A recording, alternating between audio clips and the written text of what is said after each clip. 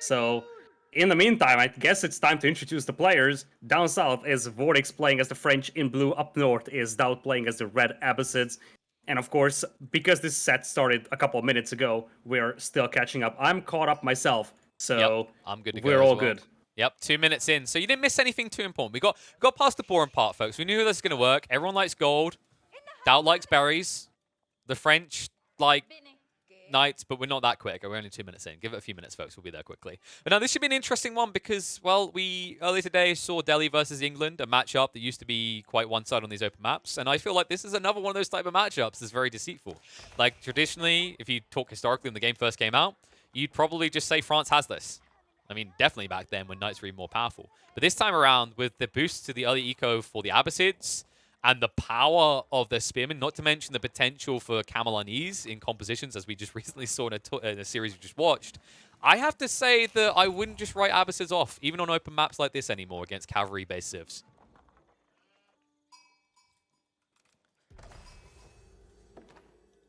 All right, looking at the Vortix, he's coming in with the School of Cavalry, whereas up north, as we said, DauT is handling the Abbasids. This is a civilization that DauT has been using very extensively in tournaments before as well, even before they were buffed.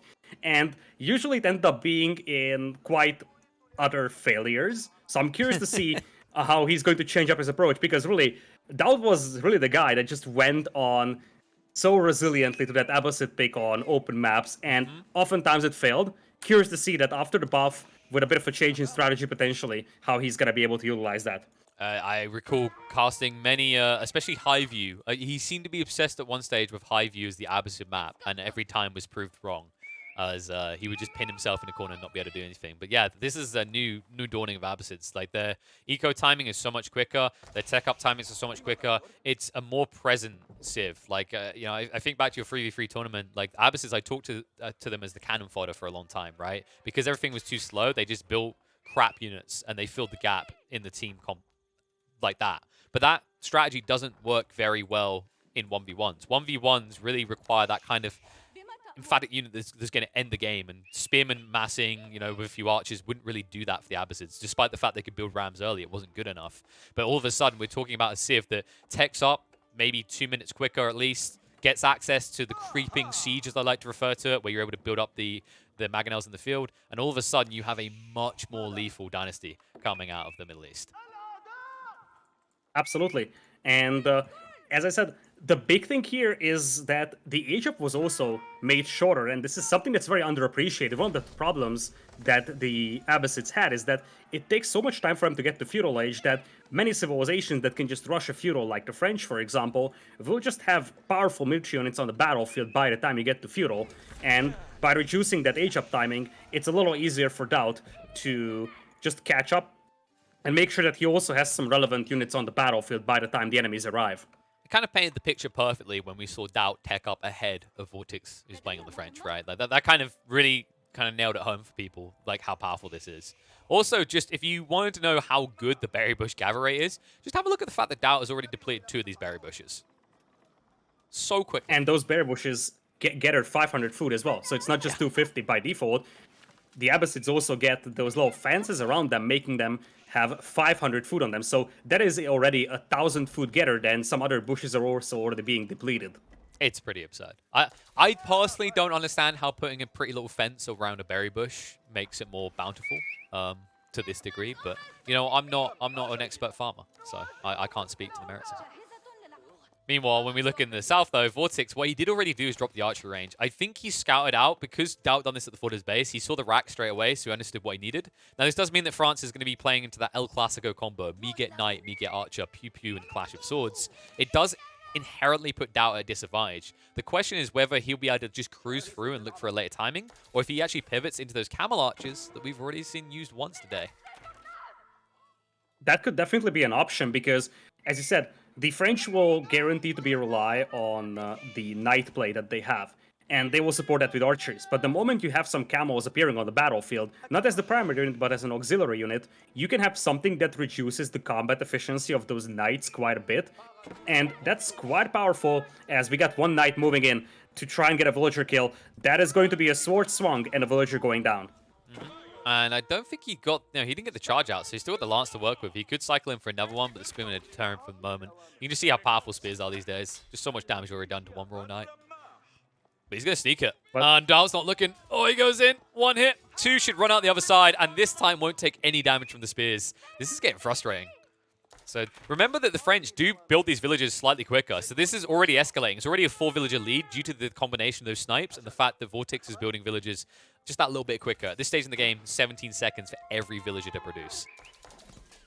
And the painful thing is that it's not even the fact that you can retaliate for those villagers lost. It's not like that knight is forever going to be damaged. You can just heal it up with Chivalry, an upgrade that Vortix currently is lacking, but he will be able to grab it at some point.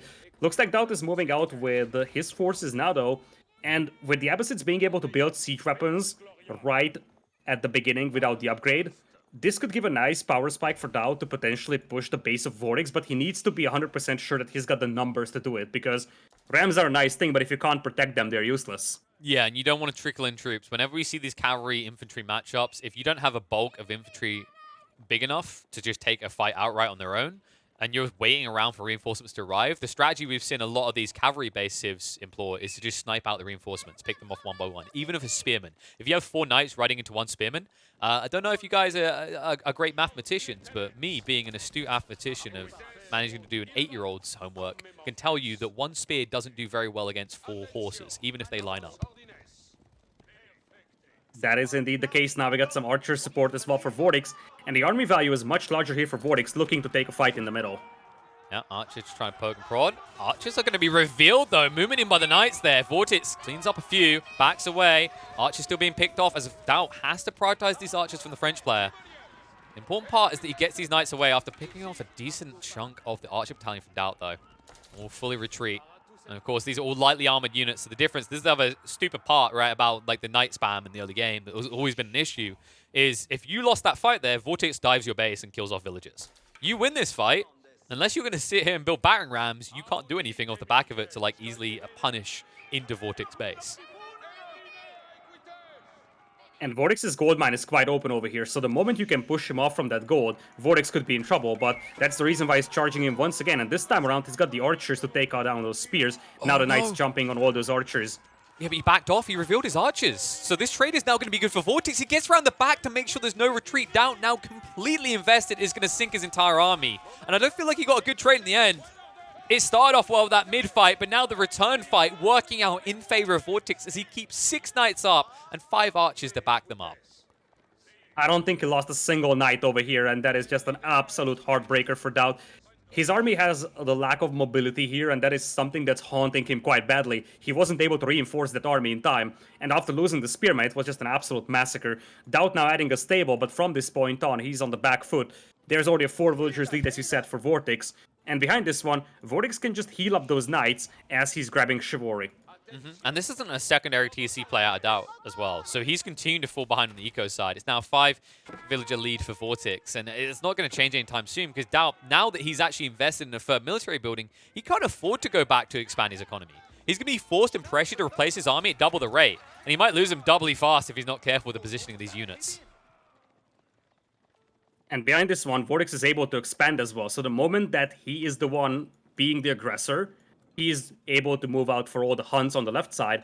And behind this one, let's not forget that DauT is depleting those berries at a quite rapid pace. And without map control, he's going to struggle to maintain that level of food economy. Yeah, this is one of those E-boner moments, right? Because Vortix is just very, very happy. You know, he's picked France against Abbasids. Abbasids have gone into spears and archers. You're playing on Dry Arabia. He's ticking a bunch of boxes, and the end goal of getting enough ticks in those boxes is to unlock the option of playing very greedy of your economy, which is the wet dream of France. And that's exactly what he's doing. It's exactly what he won't be punished for anytime soon. Because DauT, even with him going to the stable now, he's going to need these horsemen in the main fight because his archer count is lacking. You know, you can already see that Vortix is up to 11, and DauT, I think he's only now matching it again. But the problem is those knights are still such a lethal factor that you need that kind of 5, 6, maybe even 7 archer buffer at this point, just so you have enough mass to deal with your opponent's archers while you're being picked apart by knights. DauT is massing a huge force over here, and at this point, he's preparing for a timing push. The question is, will Vortix have enough to hold it off? I feel like we're getting close to a stage where one decisive battle will decide the outcome of this game, because this push either works for DauT and he wipes out Vortix, or this push is going to stall out, he loses his forces, and then it's game over because he's not going to have the chance to build up an army ever again. Is it me or does it feel like DauT was forced into too many awkward trades for him to find this timing now, though? Because I feel like if you look at the health of Vortix Knights, you talked about how none of them died before, and they were all limping away at no HP. Now look at them. This is where Chivalry really pays for itself. It's not this whole idea of cycling in and healing like 10 damage between like regular raids. It's the fact that when you take a good fight and your opponent refuses to like double down for a minute plus, that's when you start to find the value out of Chivalry. And that's exactly what's happened here. It means that Vortix at this rate, when they do finally fight, all of his knights are going to be almost full health. And that is concerning because he already almost has 10 knights online. And you have a lot of archers that are easily exposed to this. And the thing is that it's going to be difficult for DauT to reinforce this army. I just don't think that he's got the beef here to take this fight. The numbers are rather close, but it's much easier for Vortix to reinforce this battle. He's got the Town Center to potentially to support. He's got defensive towers on key resources. So it's going to be very difficult for DauT to take an advantageous fight over here. And there's a troublesome situation. DauT being forced to engage here. Spears revealing on the front. Horsemen trying to move towards the archers, not able to reach them. Now the Knights, they're going to go for the trade, and they're going to trade quicker. There's not enough Horsemen here. The Spears can't assist either, and Vortix is just going to run him through. DauT is definitely going to lose the army. There's no doubt in my mind. As there's barely any Spears left, Horsemen are all but picked apart, and it looks like the trades are just getting better and better, as this time after the fight, Vortix is going to keep a healthy number of Knights and Archers alive. And DauT, that's the entire army depleted.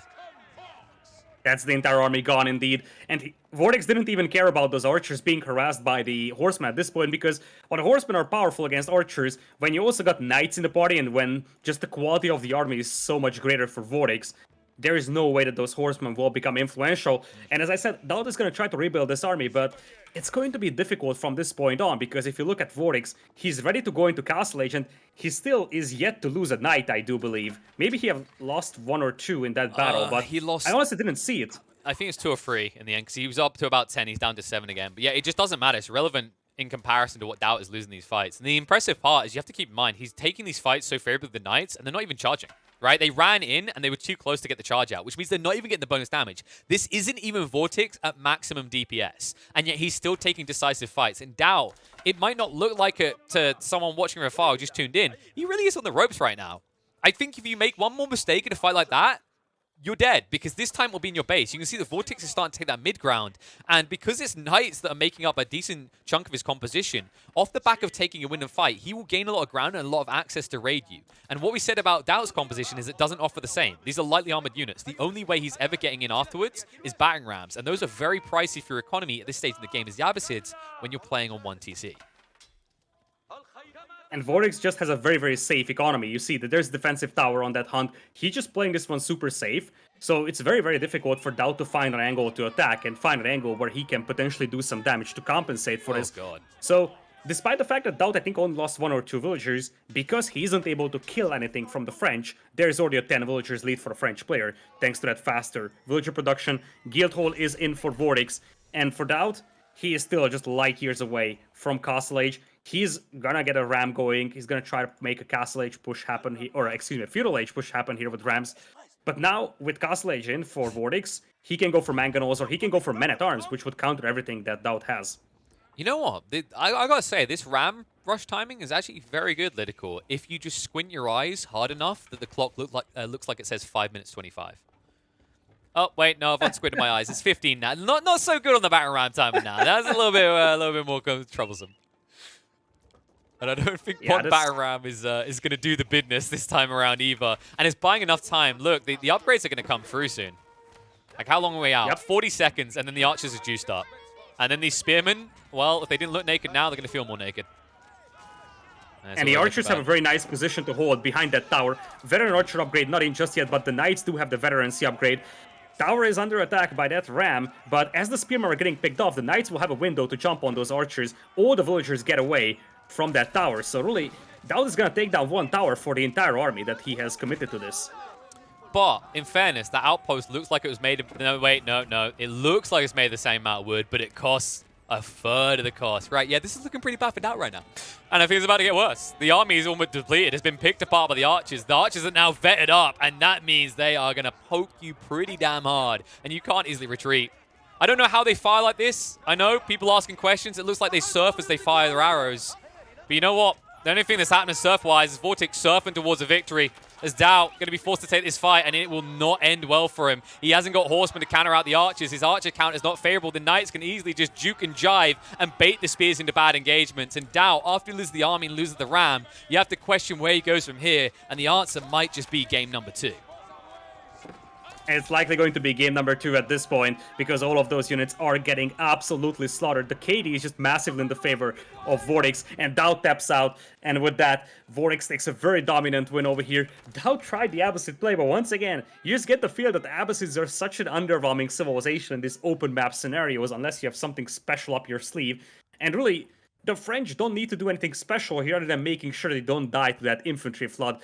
If you just look at all the power spikes that DauT had with all those armies, he had the numbers, but just the army value is much greater for the French here. Vortix with 97 kills, only 38 deaths over here, most of those being archers, barely losing a single knight in this game.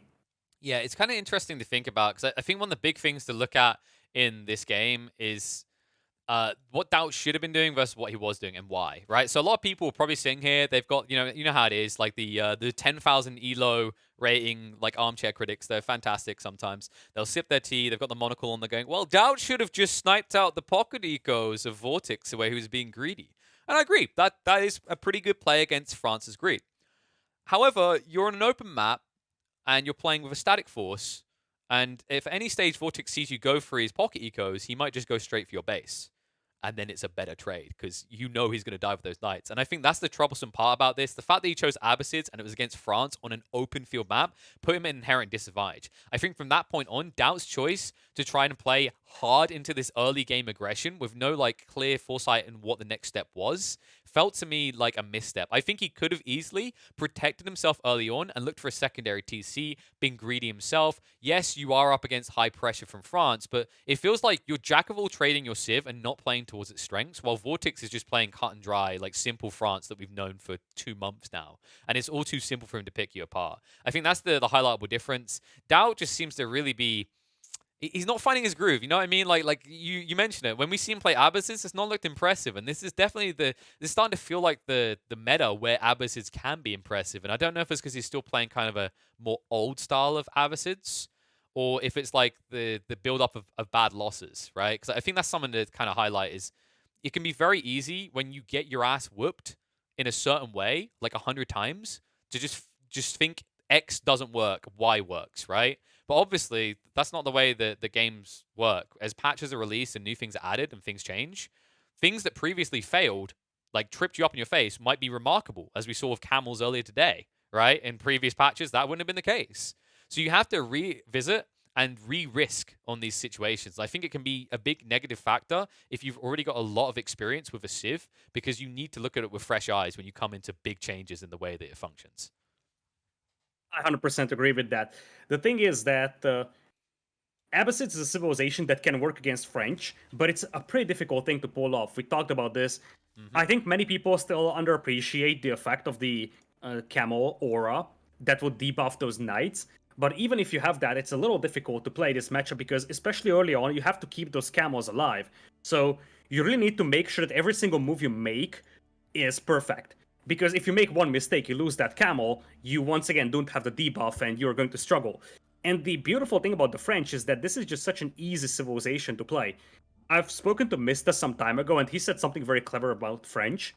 He said that it's a civilization where you get all your bonuses just by playing standard. You don't even have to notice those bonuses, like the faster training villagers, the cheaper drop-off sites, the knights getting the subtle attack boost after a charge. Yeah, like... You don't need to do anything special, and you can still use all your bonuses. Whereas for most other civilizations, you need to really focus on certain elements of the game in order to be able to leverage those bonuses.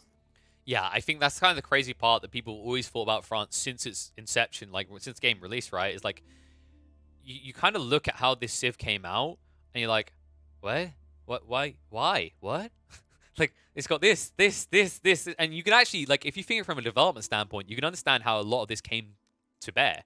Is that it's subtle increases, subtle buffs, right? And on their own, they don't seem ridiculous. It's not like you've randomly gone, the French now have an elephant, and it will siege, an animation cancel, and have people firing arrows from on top. Right, that is like, obviously, they added that for Delhi. They're like, straight like, That looks pretty powerful. We're going to have to balance that very carefully. But all these small tweaks to French, they don't scream at you straight away, right? It's like you're adding one armor to a unit here and there. And eventually, by the time you finished adding it all up, you go, wait, this unit actually has 10 armor now. That's pretty broken. But you don't see it from like a stood back perspective. You need to actually be exposed to it. And I think that's something that's still going to have to be adjusted over time with France. I don't think it's going to necessarily be nerfed anytime soon, just because I think there's bigger issues around the balance of the game right now. Delhi. But it's definitely something I think they're going to have to look at as time goes on, because the economical benefits, like as a fantastic point you highlighted, it's just passively accessed. You don't really have to go out of your way to achieve what's so good about France. Exactly. This being said, we're moving to the home map of Lord DauT, which is Lipany. So another open map here, which is a little concerning for yourself over here. Now down one game. He's going to have French picked, and it's going to be against the English of the Vortix. And when we started this day, you specifically said that on Lipany, a civilization like English is a little more legitimate than it is on other open maps like Dry Arabia or Highview, because while Lipany technically classifies as an open map, you got those cliffs blocking certain portions of the map, so there is way less open areas to work with, especially around the middle part of the map. Yeah, this map specifically is really kind of weird for this matchup. Like, it's France versus England, right, on Lipany. And the thing I've noticed is whoever gets, like, if you're the English player, if you get the cliffs close to you, you are, like, it's like a 20% additional win chance. Like, it's a ridiculous buff to your chances to take a game, just because all of a sudden, France can't weave in and out your economy and, like, manipulate you and drag you left or right. You're just forced into choke points. And there's one thing that French don't want to do, against England especially, is be forced into choke points. Not only because the Lombos that have more range than your archers, and also spears that can hold choke points easily, it also means that you can actually be very efficient with your outposts, right? And get that attack speed buff at all times. The last thing that a French player wants is to be forced into a predictable avenue. And that's why, if you think back to previous patches, if we were to talk about Dry Arabia as an opening map in all these tournaments, what was easily almost every single patch the most popular civ for Dry Arabia? It was France, right? Because of exactly that, because they want that open ground to manipulate. And Lipany is sometimes I feel like a coin flip when you generate the map. Sometimes it is basically just Dry Arabia with a few stealth forests, but other times it's an absurd kind of weird warping of hill and dale.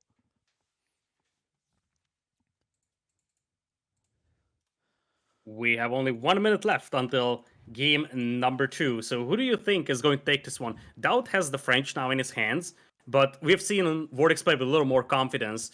Do you think that Vortix is just going to be able to close this out 2-0?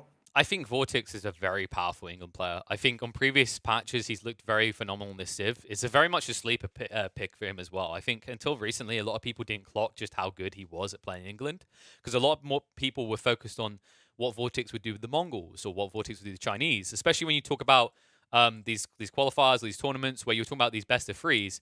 Those are the top two Civs you were worried about, especially when you consider that I'd say the last 3 major patches, it felt like England were quite underwhelming. Despite having a high pick rate, they weren't finding the same success as similar pick rate civs. But now with the change of the way early game functions, with a lot more wall presence and some subtle changes to things like animation cancelling, I feel like England has definitely risen up in the rankings. And it'll be interesting to see if Vortix is able to utilize those choke points and those wallings we talked about to force DauT into a very uncomfortable situation as a dynamic civ.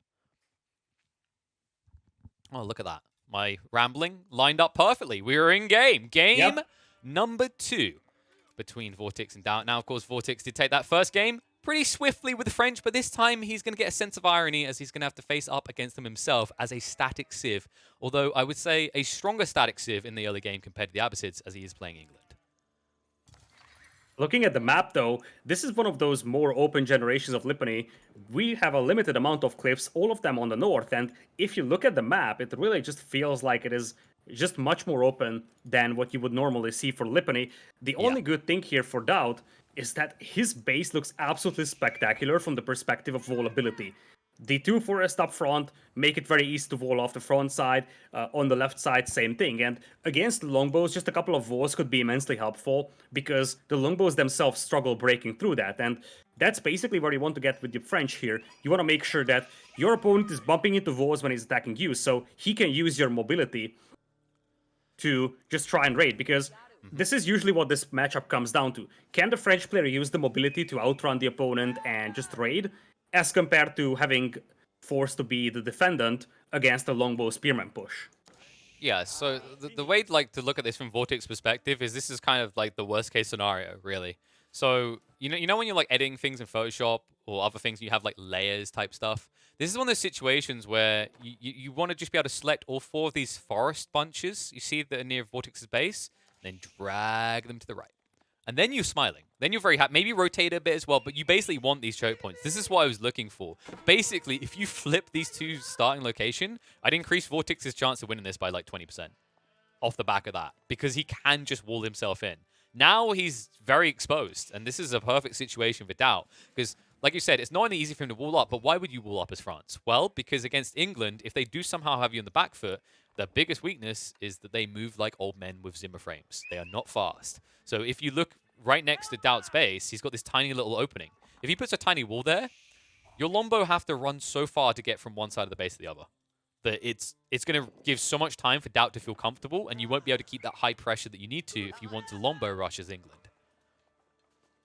And let's keep in mind that in early game, the economy of the French will be more powerful than the English economy. Of course, once you got the English farming kick in, it's going to swing in the favor of the English. But for DauT, a fairly defensive game is also something that he would be happy with. And technically, he can even wall to the cliff using this forest. So he could pretty much just wall his entire base as if this was Hillandale.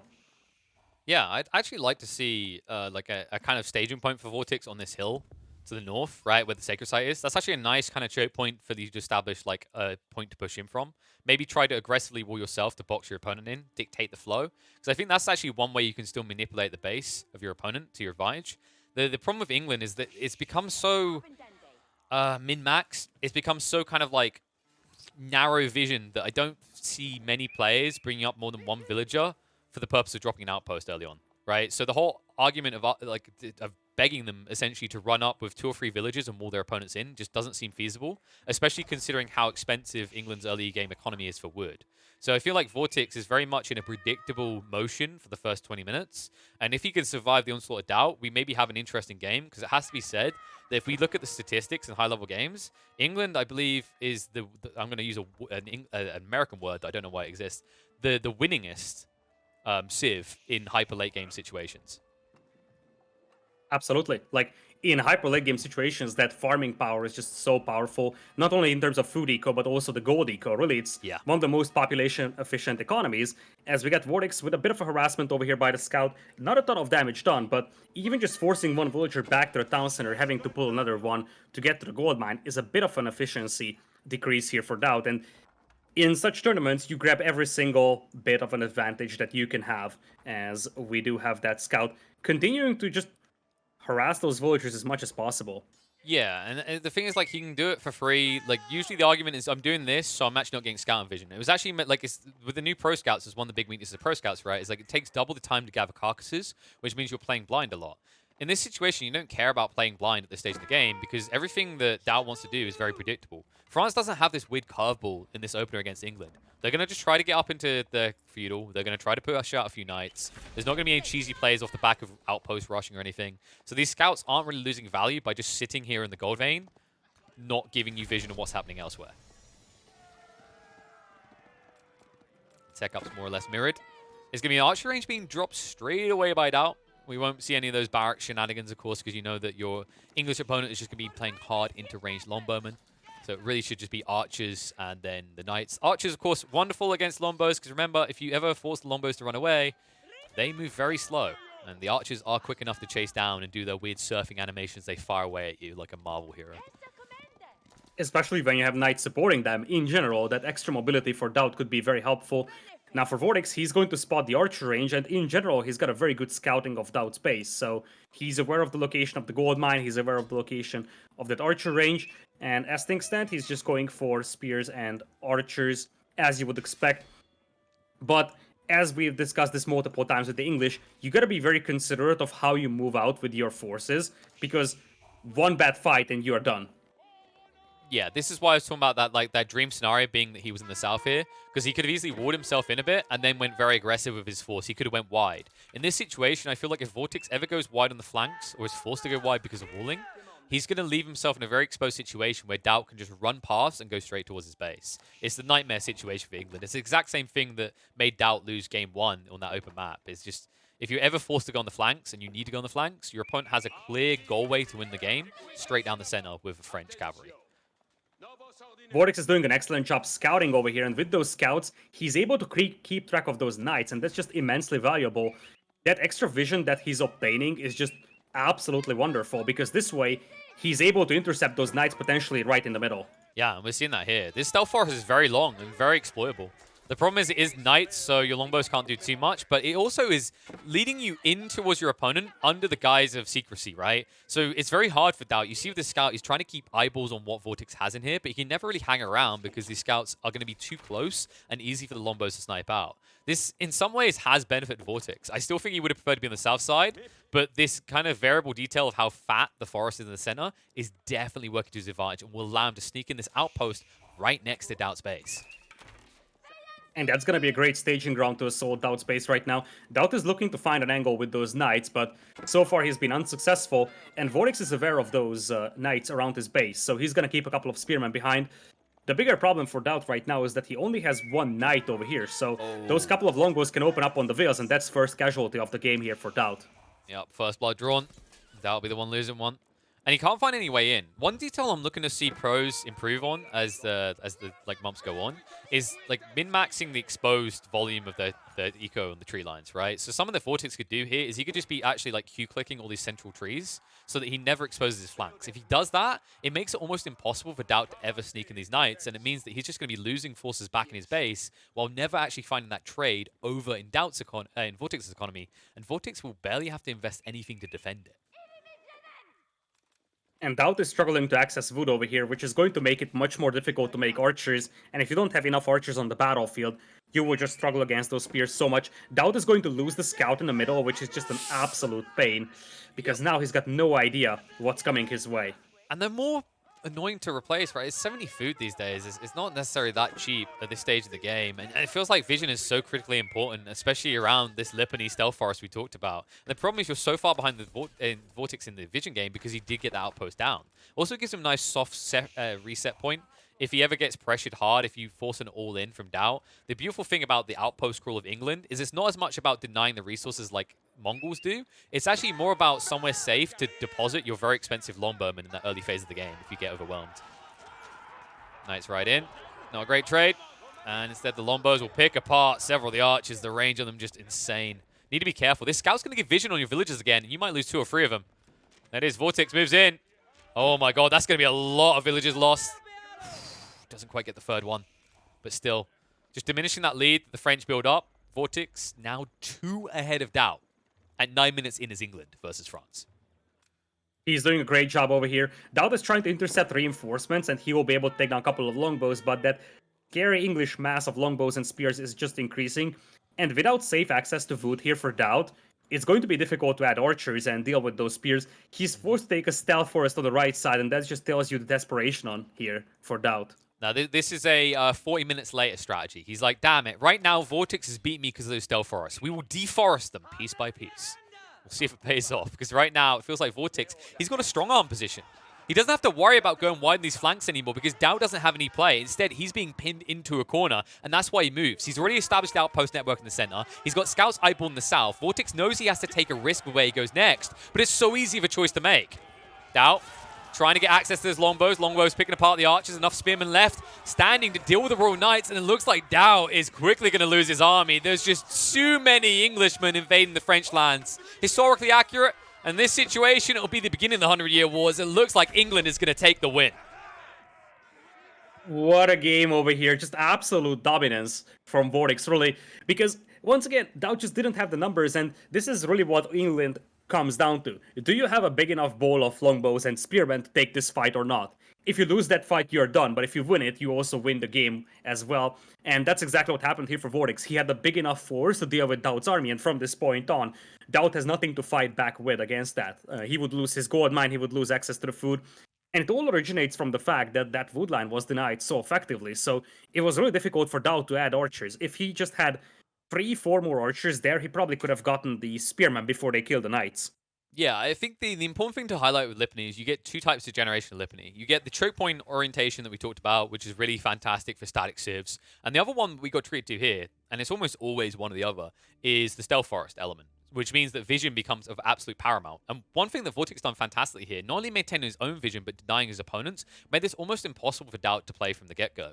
And the cool thing is because he denies that vision and he establishes control over that critical forest very early on, it means that DauT's in this awkward situation that he's not able to exploit England's weakness, which is usually, once they get to the stage where Vortix was at with the starting wood line, right, where he denies him there, Vortix has a very uncomfortable decision to make. Do I go south or do I go east? Either way, I'm going to be out of position and my opponent can easily respond one way or the other. But because he's so quick to deny out that wood and he does it while sniping out villagers, it stunts the economy to DauT's scaling to a point where he's not able to actually amass enough knights that he can say, I'm just going to go across and punish you. And the other detail to look back before that point was what we were talking about with that wood line, where just two spearmen kept the initial knights out. It felt like DauT never got that startup trade that we talk about so often with French, where they sneak in with 2 or 3 knights, they kill off 3 or 4 of the villagers, they escalate a lead. Instead, at every stage in this game, he was economically behind, and it meant that the weaknesses of England's static raiding never became a detriment to Vortix, because at every stage in this game, his military force outmassed that of DauT's.